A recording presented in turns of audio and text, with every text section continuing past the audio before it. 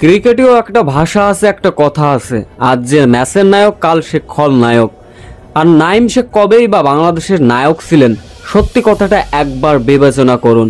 নাইম শেখ বারবার সুযোগ পেয়েছেন, কি করেছেন? তারপরে বড় কথা, বাংলাদেশ সাম্প্রতিক সময়ে নিজেদের প্রিয় ফরম্যাট দাবি করা ওয়ানডেতে কি করলেন? আফগানিস্তানের মতো দলের বিপক্ষে হোয়াইটওয়াশ। তৃতীয় ওয়ানডেতে তো বাংলাদেশ সর্বনিম্ন রানের লজ্জার রেকর্ড যেন ছাড়িয়ে গেলেন।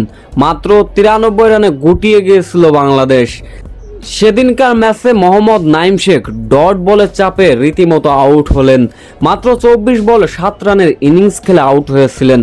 ব্যর্থ আফগানিস্তান সিরিজ শেষে যখন দেশে ফিরল বাংলাদেশ দল, এয়ারপোর্টে একে একে বেরিয়ে আসছিলেন যখন সকল ক্রিকেটাররা, তখনই মোহাম্মদ নাইম শেখ নিজের কালো গাড়িতে চেপে বাড়ির পথে রওনা দিচ্ছিলেন।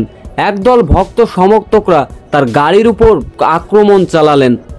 নাইম শেখকে ভুয়া ভুয়া স্লোগান দিলেন এবং বলতে থাকেন, কি এমন সিটসো, কি এমন খেলো, বাল খেলো তোমরা, এমন বলে গালি গালাজ করতে থাকেন বাংলাদেশি ভক্তরা। এক পর্যায়ে তার গাড়িতে ঢিল ছুঁড়েও মেরেছেন কয়েকজন।